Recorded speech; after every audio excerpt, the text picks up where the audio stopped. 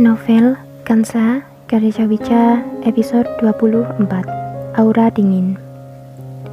Dan hari-hari pun berlalu begitu saja, tetap dengan Kansa yang selalu menghindar bertemu maupun berbicara dengan Hanafi dan Insa.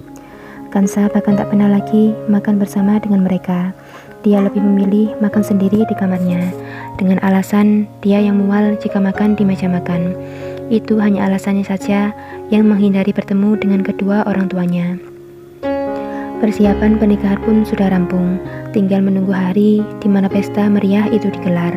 Segalanya telah siap, meski pihak keluarga Hanafi dan Insa tak menyelenggarakan pesta, tapi mereka juga menyiapkan berbagai persiapan dari keluarganya untuk ikut serta dalam resepsi di Hotel Bintang 5 yang akan digelar.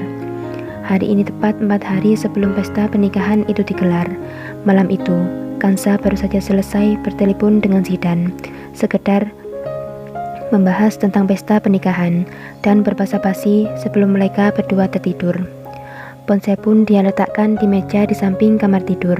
Kansa, seperti biasanya, akan tertidur dengan memeluk sebuah buku diary yang selalu dibawanya kemanapun beberapa bulan belakangan ini.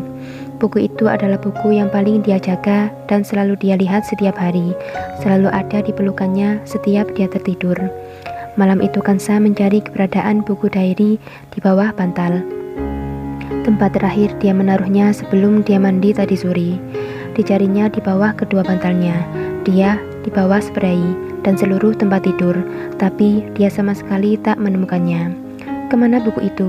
Aku tadi menaruhnya di sini, kata Kansa lirih sambil melihat lagi di bawah bantalnya. Wajahnya pun mulai panik. Dia mencari di seluruh sudut kamarnya, sampai di kamar mandi pun dia mencarinya. Siapa tahu dia lupa menaruhnya dan tertinggal di sana. Seluruh bagian kamarnya telah dia geledah, tapi sama sekali dia tak menemukan buku yang dia cari. Kansa mulai terlihat sedih, kesal, serta marah yang bercampur menjadi satu. Siapa pelayan yang sudah membersihkan kamarku tadi sore? Dia pasti tahu di mana buku itu berada, kata Kansa lagi, sudah beranjak ingin pergi ke kamar para pelayan. Dengan segera dia berteriak di lorong kamar-kamar para pelayan yang berjejer. Suaranya jelas langsung membuat para pelayan yang sudah berada santai di atas tempat tidur mereka terkesiap. Mereka semua keluar dari kamarnya, dan salah seorang pemimpin para pelayan itu segera saja bertanya pada Kansa perihal apa yang membuatnya malam-malam berada di sana dengan keadaan semarak itu. Maaf Nona Kansa, ada apa sampai Nona berada di sini selarut ini? Apa ada yang Nona butuhkan? Kata seorang pemimpin para pelayan. Siapa yang membersihkan kamarku tadi sore? Kata Kansa dengan wajah kesalnya. Saya Nona, ada apa? Kata salah seorang pelayan yang sudah maju mendekati Kansa, berkata dengan bibir bergetar. Di mana buku yang aku taruh di bawah bantalku? Katakan, kata Kansa lagi dengan sinisnya. Pelayan itu hanya terdiam tak menjawab. Dia hanya menundukkan kepalanya, tak berani menatap Kansa. Aku bertanya kepadamu, kenapa kau diam saja? Jawab, kata Kansa lagi semakin kesal. Dia sudah maju mendekati pelayan itu dan memegang kedua bahunya erat. Cepat katakan, di mana buku itu berada, atau kau akan aku pecat dari sini, kata Kansa dengan nada amarahnya. Laki-laki pelayan itu tak menjawab apapun. Dia hanya terdiam tanpa sepatah kata pun. Tiba-tiba sebuah suara yang dingin terdengar dari arah belakang Kansa. Tidak ada yang akan dipecat dari ke rumahku. Aku yang berwenang di sini. Ini rumahku, semua milikku, dan segala keputusan ada di tanganku. Insa berkata dengan dinginnya untuk pertama kali.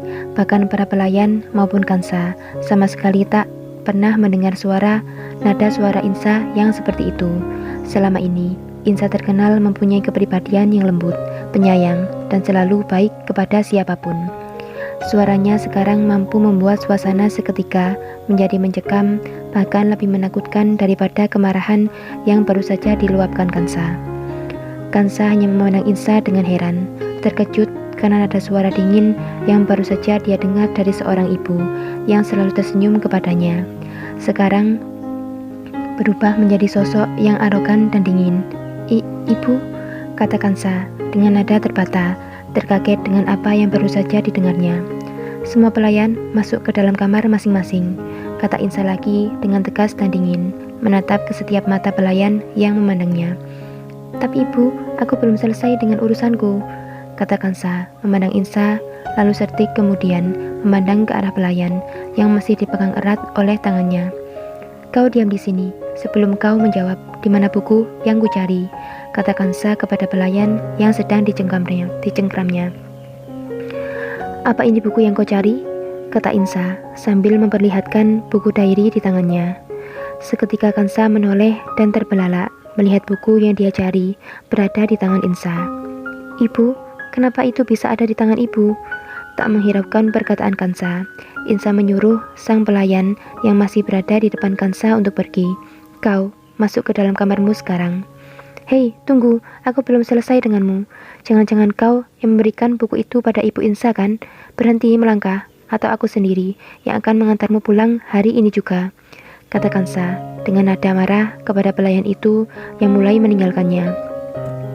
Pelayan itu menghentikan langkahnya, takut akan ancaman Kansa, tapi Insa segera berkata lagi, tentu kau tahu siapa pemilik dan majikan di rumah ini. Masuk dan kunci kamarmu, kata Insa lagi, dingin menatap pelayan itu.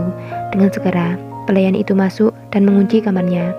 Ibu, kembalikan buku itu milikku, kata Kansa kesal dan mendekati Insa. Insa tak menghiraukan Kansa, dia semakin berjalan menjauh dan malah menelpon seseorang. Datang ke rumahku sekarang juga, kata Insa, lalu segera menutup teleponnya. Ibu, kau tak memiliki hak apapun pada buku itu, kembalikan padaku. Mendengar Kansa yang membentaknya, Insa pun segera berhenti dan menatap Kansa. Apa ini? Buku, dasar dari segala balas dendammu ini. Apa buku hina ini yang membuatmu melakukan hal gila yang merusak banyak kehidupan seperti sekarang? Insa melemparkan begitu saja buku yang dipegangnya kepada Kansa dan tepat mengenai wajahnya. Hanya dengan membaca semua curahan hati ibumu, kau menjadi seperti ini, tanpa mengetahui segala kenyataan di dalamnya. Kehidupan kelam yang harus aku jalani karena sikapnya, sakit yang aku rasakan karena perbuatannya. Apa kau pikir segala yang kau lakukan ini benar? Katakan, aku ingin mendengar semua ini darimu, kata Insa dengan menebar aura dingin dan wajah penuh amarahnya pada Kansa. Bersambung.